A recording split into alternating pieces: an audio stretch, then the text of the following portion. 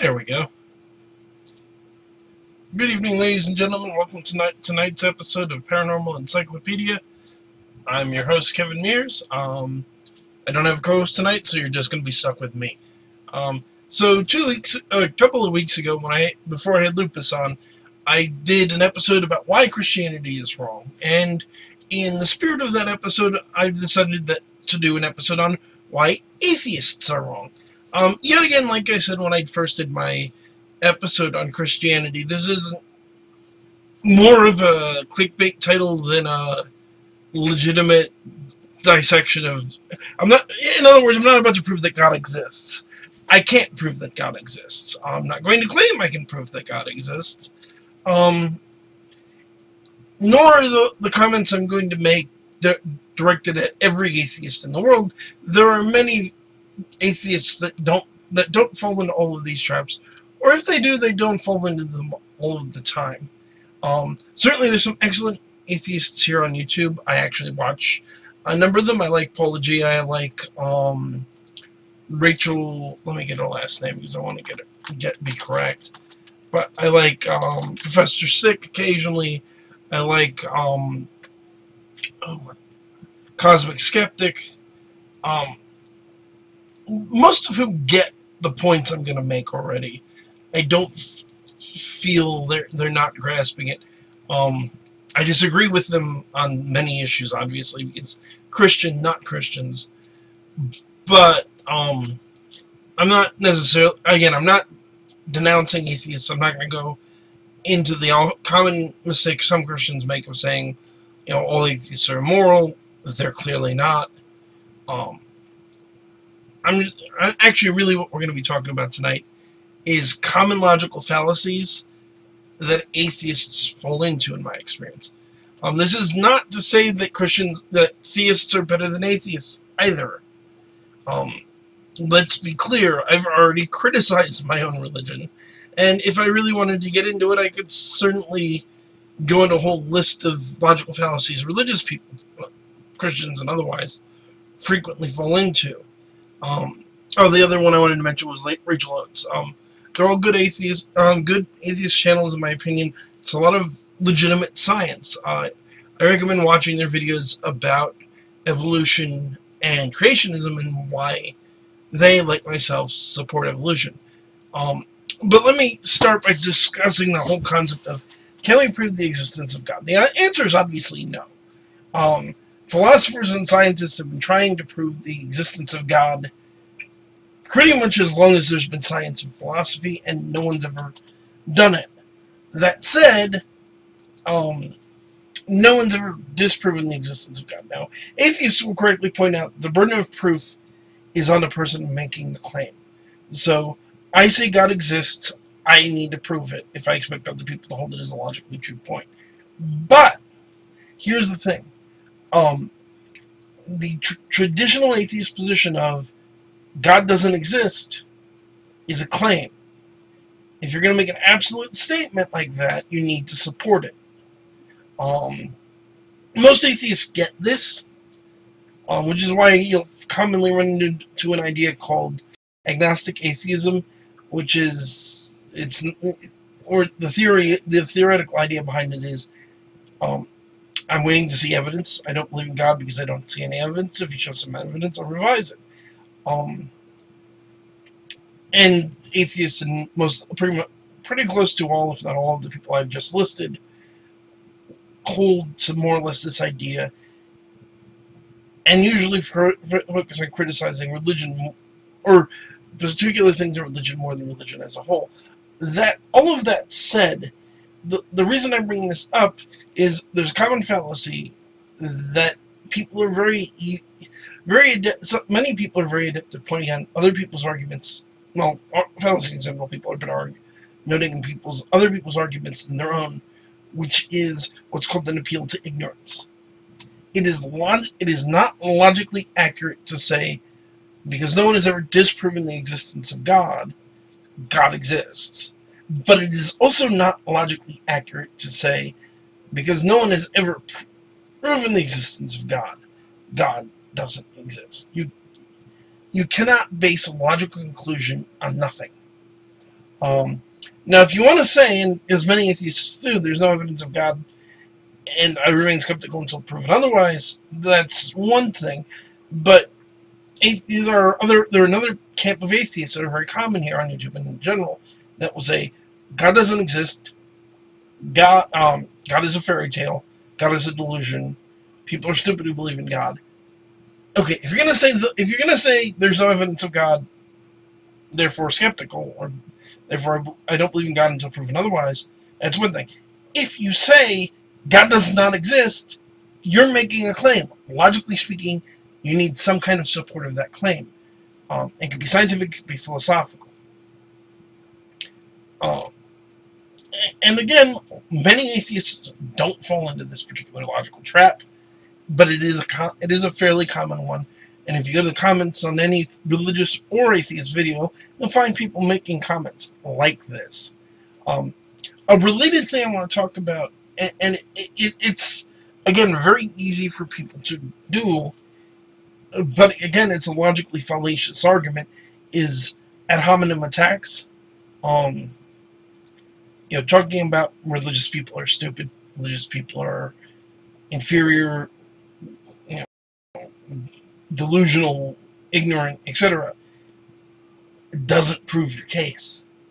Also, logically, if you want to try and if you want to win somebody over to your side, insulting them is probably not the way to do it. Most people would agree that it's an intellectually weak argument.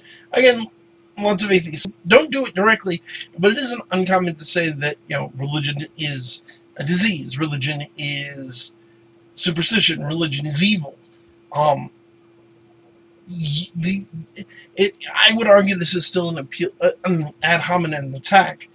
You're just slightly directing it away, because if you're going to say religion is stupid, the implication is that people who believe in religion are also stupid. Copying out, I'm attacking the belief, not the person. One logically follows the other. Also, here's a particular gripe I have with a great many atheists. Many atheists have very specific ideas about why humans have religion. Because we're afraid of death, as a means of controlling people is a very common one. Various things of that nature.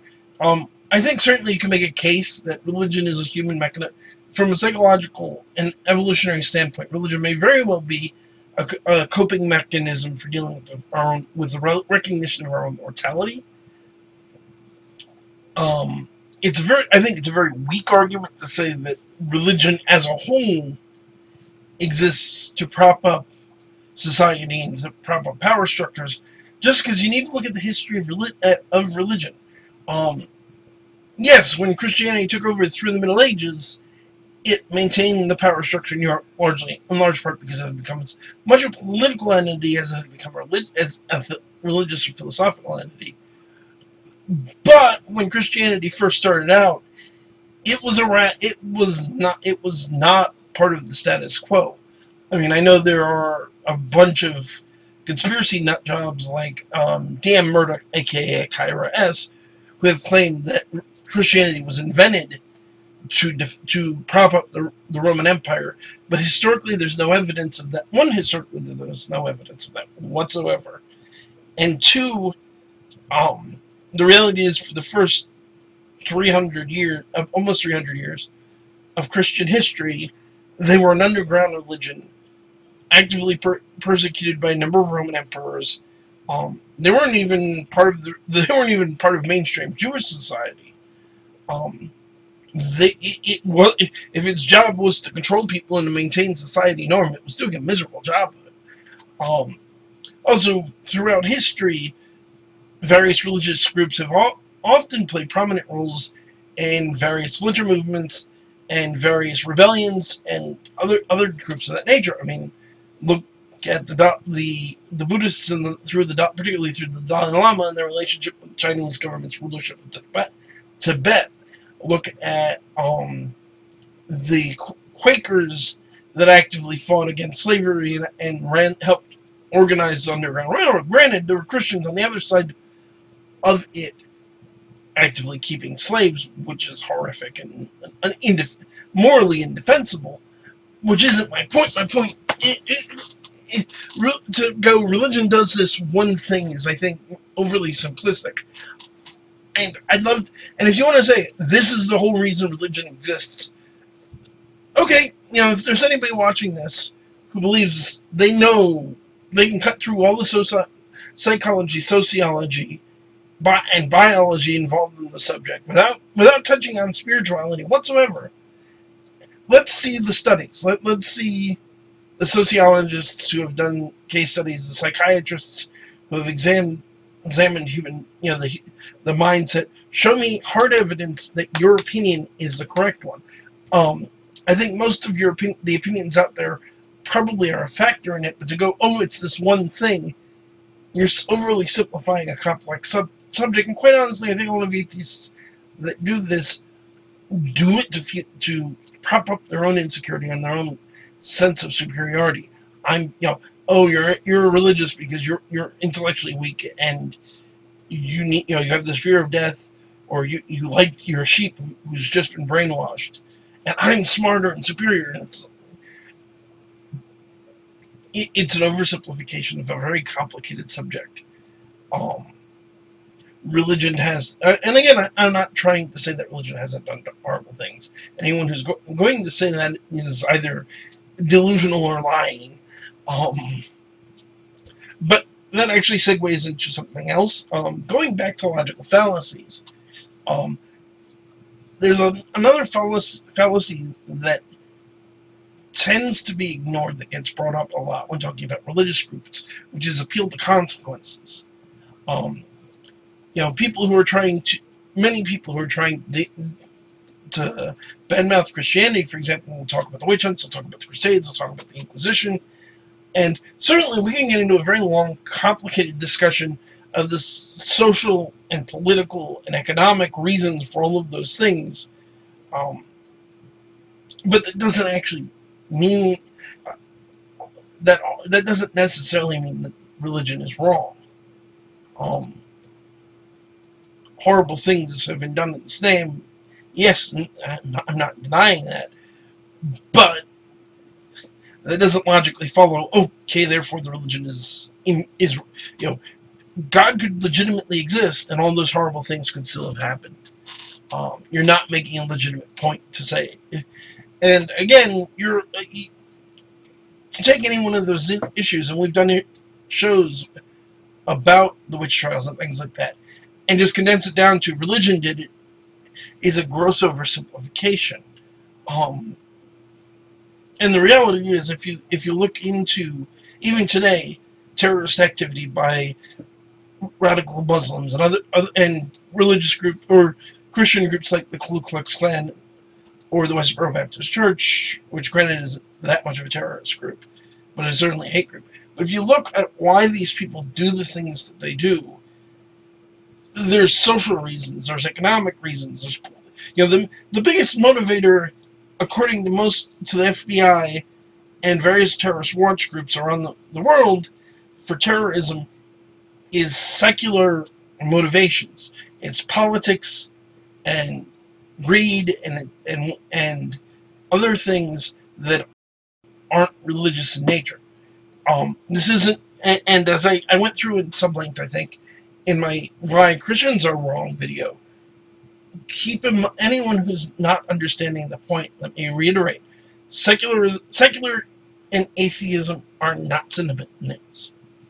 When I say in this context specifically, when I mean secular, I mean religions that would exist independently of theism.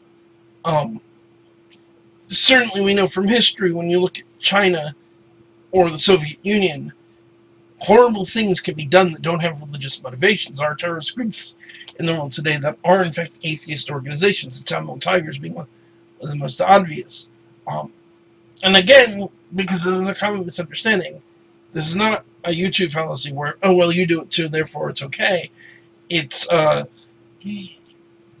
I'm trying to reiterate a point that the actual motivations for why people do things is complicated. It's not just, oh, therefore this. And in fairness, it seems like I'm ragging on atheists with these points, but the reality is that Christians do the exact same things. Most other, non-Christian theists fall into the exact same traps. The thing is, and I think this is a critical point of distinction, as a religious person, I claim that what I believe is based on faith. To me, faith is an inherently irrational stance. I'm not claiming I can prove what I believe. I'm not claiming what I believe is rational or logical. If you want to claim that atheism is based on logic and rationalism and free thought, free thinking, oh, how I hate that phrase. You need to not fall into basic logical fallacies, or at least admit that you're not being as logical as you want to claim. Let's see, what are some of the other big ones? Appeal to ignorance, ad hominem consequences. Okay. So I want to talk a little bit before I get into a slightly different subject about arguments over the existence of God. And this is a common mistake I've seen most of the atheist YouTubers I watch make at some point.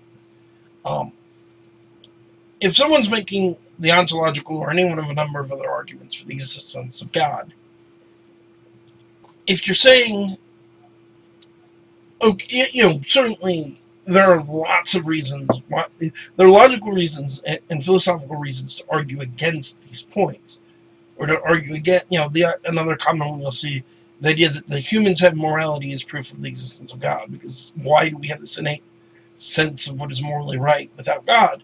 There are lots of reasonable arguments you can make about that. And nor am I faulting anyone who wants to do so, by all means. But the other argument you'll commonly see, one that I would argue is weak, and I'll get to why in a minute, is, well, why does that prove the Christian God? Or you could arguably turn it around and prove, why does it prove the Jewish God or the Hindu God, one of the many Hindu gods? And here's the problem with that. You're kind of making, it's kind of creating it's often, I would argue, making a straw man fallacy, which is where instead of arguing the actual argument, it's something that someone actually says, you create a similar but flawed version of it and attack that instead. The reason that's a straw man fallacy is if somebody's arguing the existence of God in a general omnipotent, in a general sense, that's a slightly different argument than Yahweh of the New Testament, or in Yeshua. And suddenly I would certainly argue it's worth clarifying at the outset, are we talking about a God or your God? But to instantly assume, oh, they're saying, oh, therefore their God. You're kind of straw manning them. Why did they say specifically that it's their God? And I've seen an argument apparently based on something that Christopher Hitchens said, that if you prove the existence of, deism isn't far enough, that if you can prove the existence of a creator of the universe, of a divine authority, you still have all the work of proving it's your divine authority. And I fundamentally disagree with this point for a really simple reason.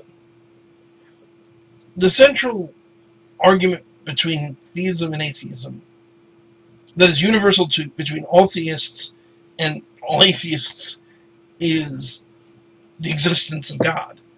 Theists believe that God exists.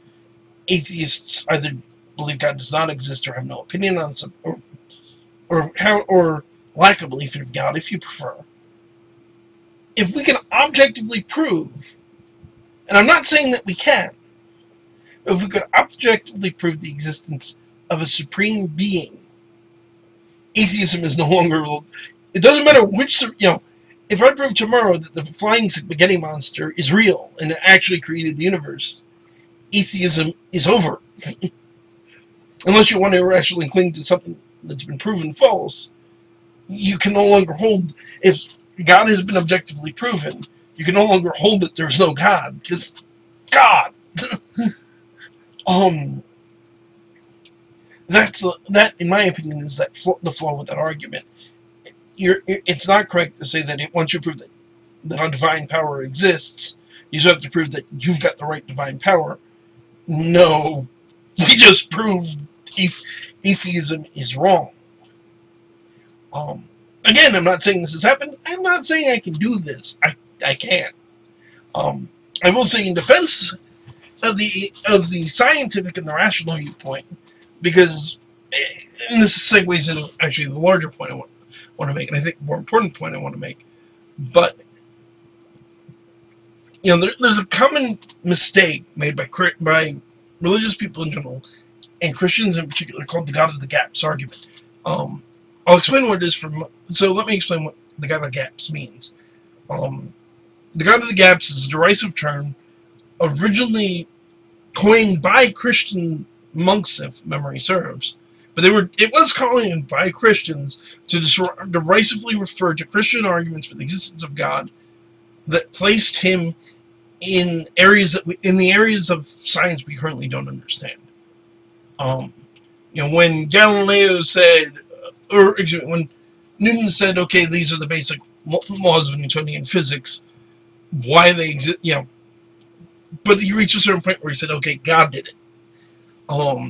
That's kind of the God of the Gaps argument. Or to use a common example, with the Big Bang, there are a number of Christians, and I've fallen into this mistake myself, that will say, well, okay, you go back before the rapid expansion of the universe, which is postulated by the Big Bang, and God did it.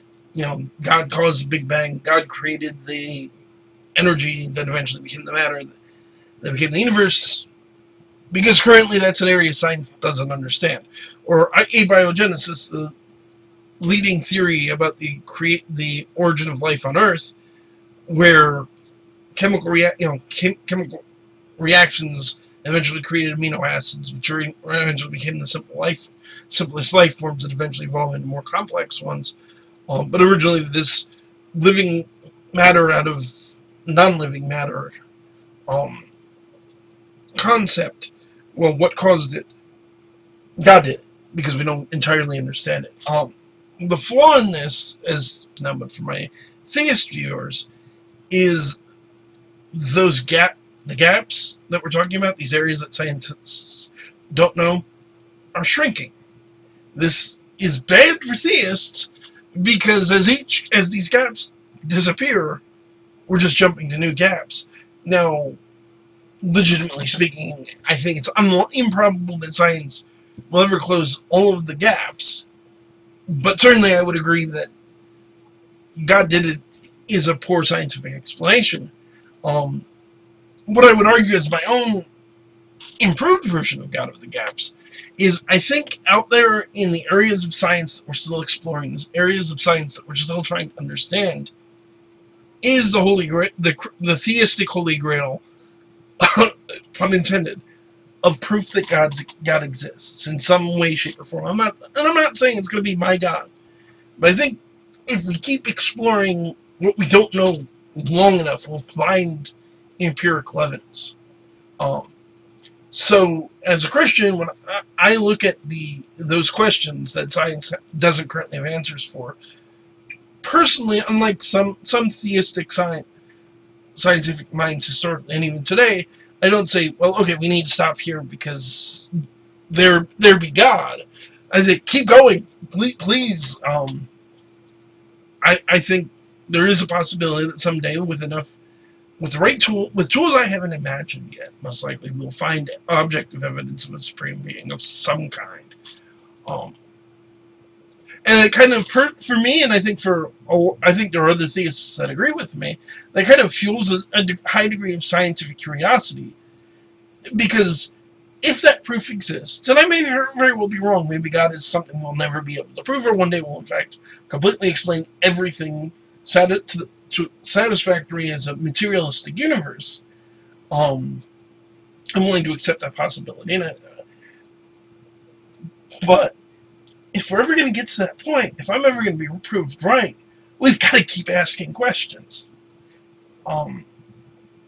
No good science, in my opinion and experience, no good scientist is content to rest on the laurels of what we already know, or to say that the big questions are all answered.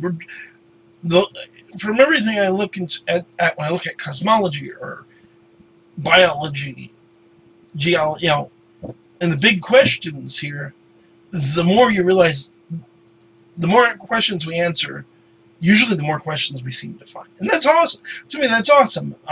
That's kind of the great thing about science, is that we're not stopping. We're not saying, okay, we know enough. Nor should we ever say, okay, we know enough.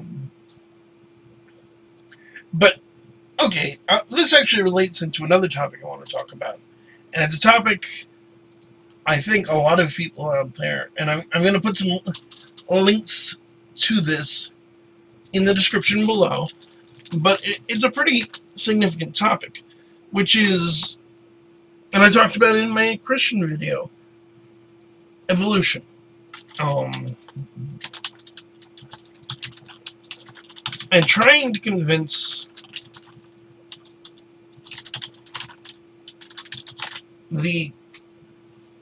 and largely it's Christians, let's be honest, who believe that evolution didn't happen, that it actually did.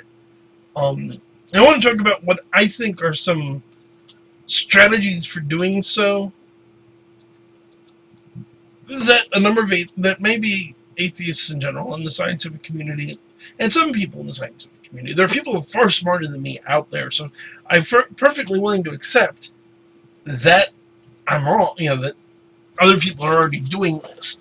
But, so, looking at some stats on Pew, roughly 6 out of 10 U.S. adults say humans evolved over time, according to Pew Research Center's Religious Landscape Study. But only about half of those believe that humans and other things evolved slowly through natural process. About 25% say that evolution is guided by supreme being, where 34% of Americans reject evolution entirely. So this is the number that we're talking about. I think, the other one, the people that want to say that evolution, God is involved in evolution, they're still saying evolution happened. I fall into this camp. I'm not saying that we should teach God, God did it in schools. Most of us, I don't think, are saying that we should teach that in schools. We want to reach the remaining 34%, the people that say it didn't happen entirely. So my point here is 62% of Americans, and the numbers are much, well, creationism is not a uniquely human thing, or a uniquely American thing. The numbers around the rest of the world are substantially lower. More people. So I'm going to look at the numbers in the United States. So looking at statistics again from Pew, link in the description below, on what people think of evolution among evangelical Protestants, which is the second lowest percentage I see on here. About 38% of them believe that humans evolved over time. Most of those, 25%, believe that it was guided by supreme being. 11% of them say due to natural processes, and 2 of them don't know. So 57% of evangelical Protestants. Mainline Protestants, but actually about 65% of them say that we evolved over time. Again, 28, 31, 5 don't know. Among historical black Protestants, is about 50. Catholics at 66%, which I find incredibly interesting given the last several popes' position on the subject. Orthodox Christians, it's about 59%. Mormons, it's 42%. Jehovah's Witnesses, which would be the single smallest percentage, it's only about 20% of them. 81% of Jews who also believe in they believe in Genesis too. That's part of their holy text. 53% of Muslims, 86% of Buddhists, 80% of Hindus, and 82% of people who are unaffiliated. So, if you want to win people over to evolution, I would suggest, based on these numbers, you need to help them understand that you can take God out of the equation, and stop arguing with them. Calling them stupid for believing in God isn't winning them over. Telling them all your various opinions about why they believe in God isn't winning them over. Granted, there are a number of people I would argue are well aware what the evidence says, and for financial reasons, people that build certain giant Ark encounters aren't going to change what they say because they're not going to make money off of it. But I think I, being a relatively optimistic person, believe that in these percentages of people that completely reject evolution, about 34% of Americans, where 4% don't know or refuse to answer. I think a lot of them just are poorly informed. Maybe they're from states or towns or places where they actually have to be taught intelligent design alongside evolution, or homeschooled, or otherwise are being given incorrect information, and presenting it calmly, politely, and respectfully will help.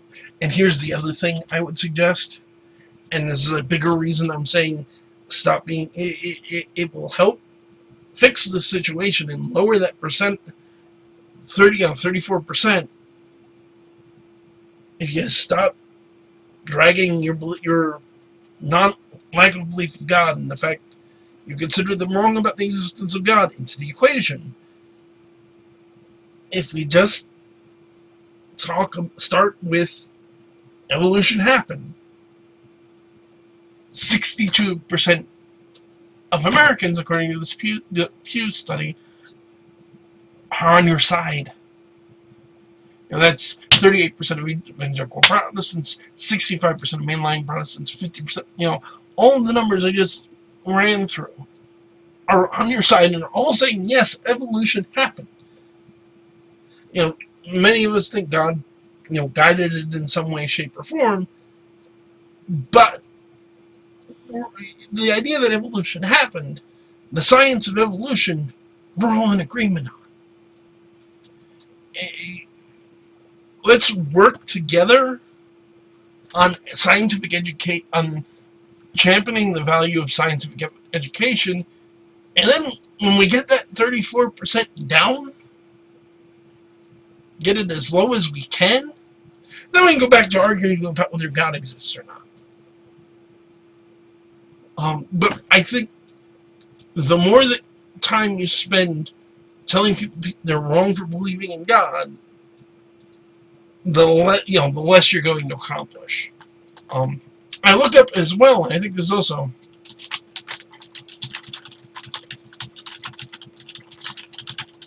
and this isn't a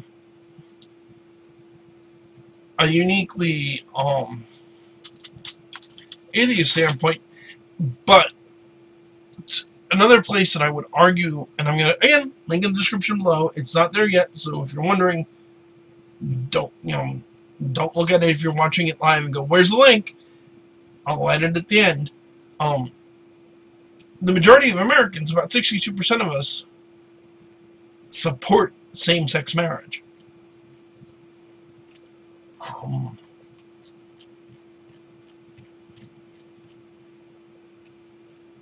And this is, in my opinion, another place that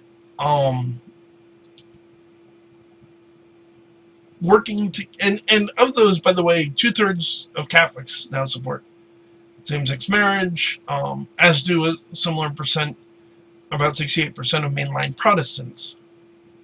The lower points are among Black Protestants and evangelical Protestants. But the number of evangelical Protestants has gone up from 27 to 35% just in the last year. Now, obviously, none of this is proof that I'm not.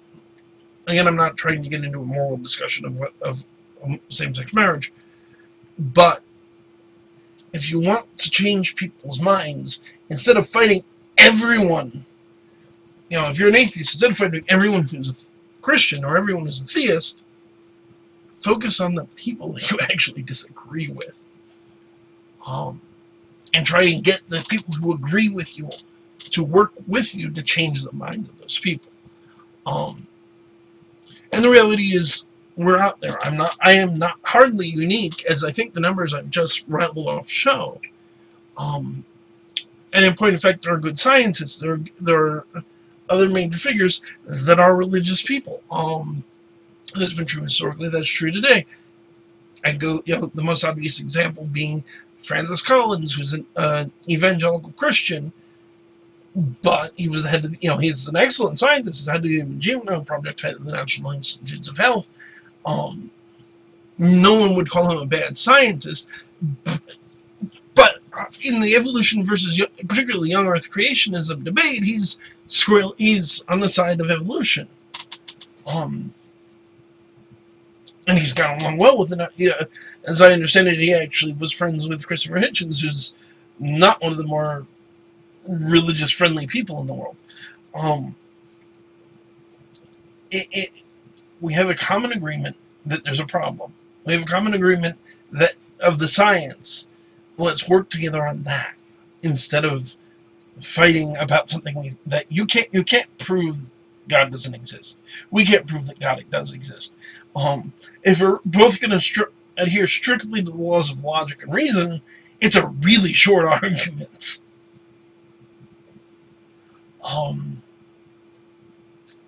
So instead of arguing that nobody can actually win, let's deal with what I personally would agree is a winnable fight. And then here's some interesting, and in the spirit of helping the atheist, the scientific, I want to say the scientific side instead of the atheist side, because as I've just demonstrated, no shortage of Christians want, support the theory of evolution because it's legitimate science. But some useful points, I think, in doing that is biblical literalism, which is the main thing behind young Earth creationism, is a very new idea. It's, I want to say, 19th century. If you go back, I've seen atheists make the argument, and I'm going to demonstrate pretty quickly why that it's a poor one, that this idea that we should cherry pick the Bible, or that we should take particularly the book of Genesis, as anything other than literal truth, is a relatively new one in regards to changing scientific information. Origen, who was one of the important early Christian fathers, and St. Augustine of Hippo, who's another incredibly important early church father, both said, and just to give you an idea, Origen we're talking about the 2nd to 3rd century,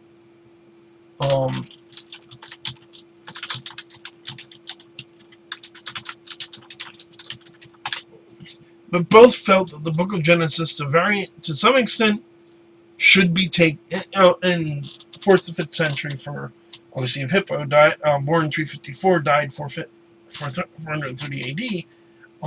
Both said the book of Genesis is not literal history. It should be taken metaphorically. This is over 1,000 years ago. They're already setting up. No, don't. be so literal. So pointing that out may be helpful. The other thing to point out that to be helpful, and I think a lot of atheists don't necessarily understand this. Young Earth creationism, which is specifically the idea that the Earth is 6,000 years old, for a start, is a very new idea.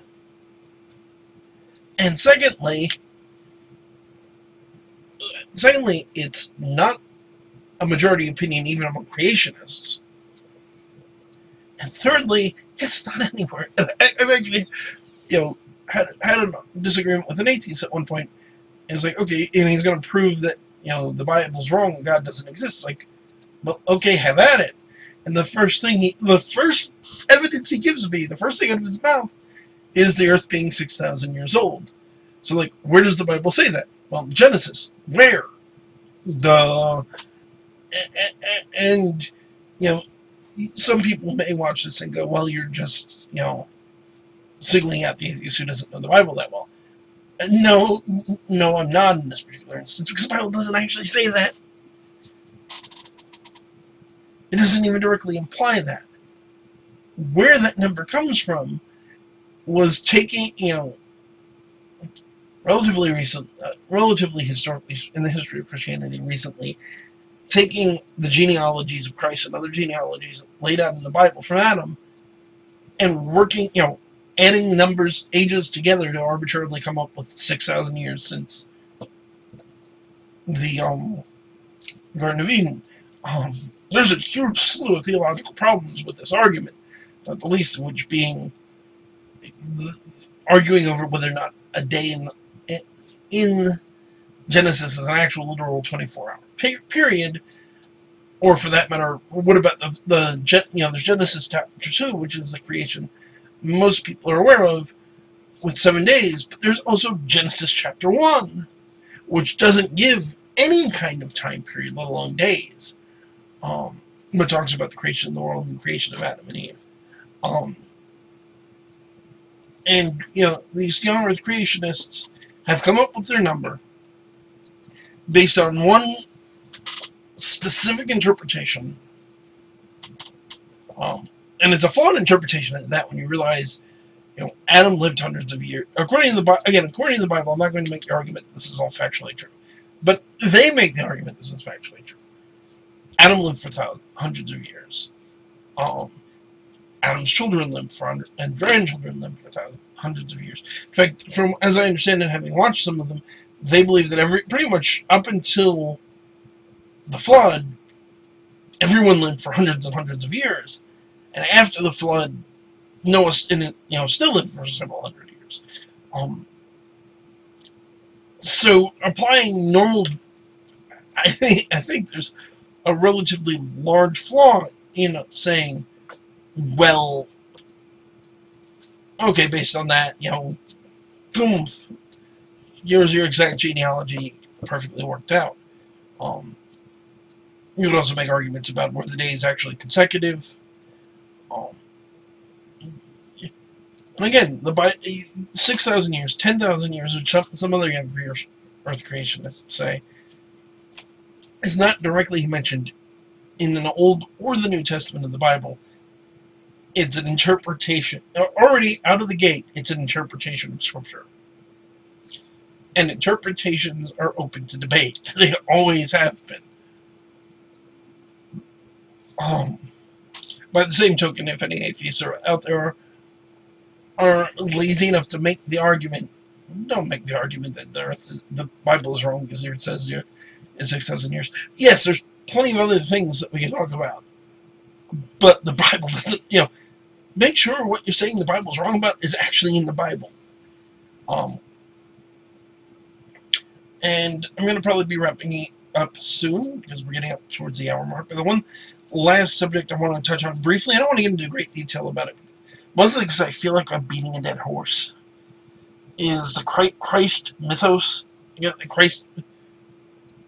idea that Jesus Christ was a myth instead of a historical person. Go watch the videos I've done on Murdoch's work. Go watch the videos I've done on the historical evidence of the existence of Jesus Christ. There's a case that can be, there is a case that can be made for Christ being a myth. But if you really want to make that argument and you want to pick that particular fight, I highly encourage you to educate yourself on the subject instead of going to religious zeitgeist or Akira/DM Murdoch. And by the way, if you know anything about Akira/DM Murdoch's work, that's where religious and zeitgeist got their ideas. And they make ludicrous claims. Jesus is based on Dionysus. Real quick, and I haven't done this before, but I'm going to do this again. A common example would be the claim that Jesus is based on the Greek god Dionysus. Anyone who knows anything about Greek mythology, one should already be laughing about the idea that Dionysus, the god of wine and orgies, and his followers would get drunk, work themselves up into a frenzy, and then go out and kill people. They were called the Maenads, who are all women, unlike Christ's followers, who are not all, but predominantly male. But possibly the single most laughable statement that Murdoch or anyone else has ever made about the Dionysus myth is that Dionysus is the only begotten son of God, or in this case, more specifically, Zeus. Really, Zeus had only one child. Have you read anything on Greek mythology ever? I am, minor spoiler alert, currently working on, and I've actually, unlike some of the other ideas I've talked about, I've actually got some people that are interested, and we're developing this out. But working on a soap opera based, humorous soap opera based on Greek mythology, to do as a web series, particularly revolving around the fact that Zeus was a horned dog. And there's a chart you can find on YouTube, not on YouTube, on Facebook, about percentage of problems in Greek mythology caused by it was prophesied, destined to happen, percentage because human did something stupid, and then like 80% of the graph is Zeus couldn't keep it in his pants. The most obvious, the most obvious example, Heracles, guys, or if you prefer the Roman version, Hercules, pretty famous to be a son of Zeus. And Dionysus became a god for that matter. Hercules was worshipped by some Greeks as a god, and ascended to Olympus. Again, there are arguments you can make for the Christ mythos, although there's a lot of I encourage you to look into Tacitus, look into Pliny the Younger, look into Josephus, who's a major Christian historian of the day who referred to Christ twice, whose writings referred to Christ twice, but the first one, and here's the thing, is a lot of atheists will say, well, the first one was a forgery. That's probably true, although historians generally think that the forgery was probably based on an original text. But the second one is not generally considered a forgery by most historians. You can certainly make the argument, well, why aren't there more contemporary non-Christian references to Christ? And there are references to Christ within 30 years of his life. So there are contemporary references to Christ within at least 30 years, which is certainly enough time for some of his apostles. If you assume that some of the apostles were in their 20s, 30 years puts them in their 50s, which is not at all out of the realm of possibility for them still to have been alive by when the Gospels were written. We can also point to, for that matter, the various early church, first century bishops who we do have surviving records of, who talk about the apostles and talk about the Gospels and quote, the four Gospels that we know of fairly extensively, which is why a lot of historians think that well, they were probably first written down around 60 AD. Most likely they're based on earlier oral traditions,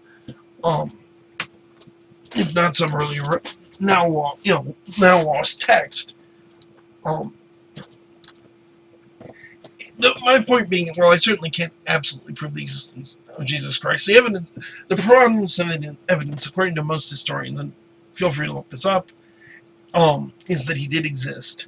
There's certainly an argument that could be made that he was a conglomeration of a couple of similar messianic figures, which is a whole other argument we can certainly get into. But most historians agree that Christ existed. And you need to do, in my opinion, you need to do better than very poor arguments about, well, why aren't there any contemporary writings about him, or why didn't he write, do we have no surviving writings by him? Particularly when you look at, say, Hannibal, who is one of the most important figures in the ancient world, who's also severely lacking in first-hand references.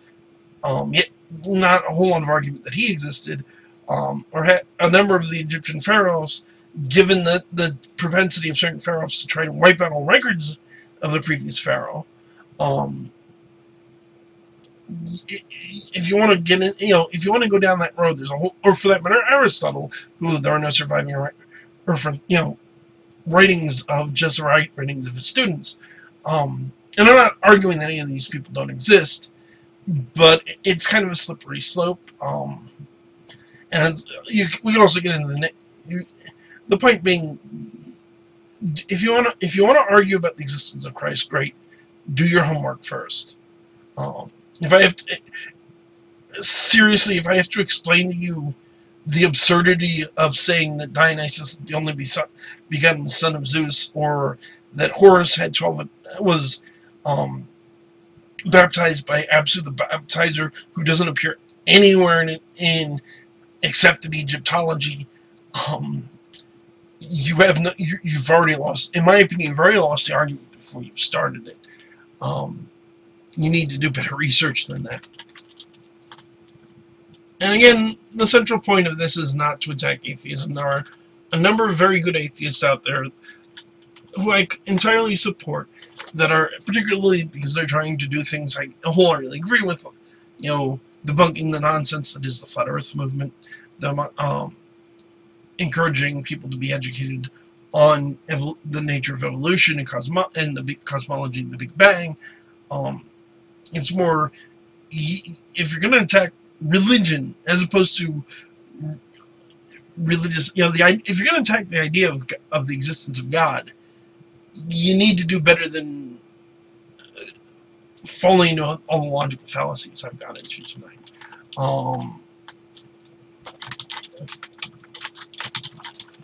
Just a sec. But I think that's about it for tonight. We've gone just shy of an hour. I think that's pretty good.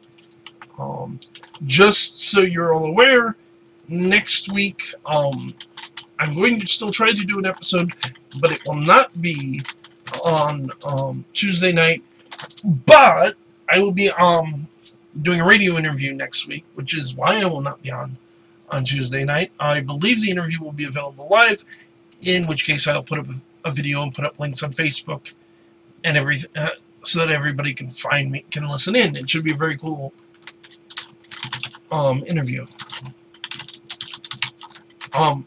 So if you, like I said, this is about it for tonight. If you've enjoyed the video, please do hit like and comment, like and subscribe. Heck, give me a comment if you like. I don't really like having to say this, but given the problem that I had with the last video, keep the comments adult. If you disagree with me, cool, great, do so. If you want to say I'm ugly, and that's why I said it, whatever I said, go start your own video and bitch about me there. I do monitor the comments, and if you make stupid, irrational comments, I will delete you and block you. If you want to disagree with me in a calm and reasonable manner, I'll be happy to debate you and leave it up. And if we have an interesting enough conversation going, maybe you can even come on the show. But that's about it tonight. I want to thank everyone for tuning in, and have a good night.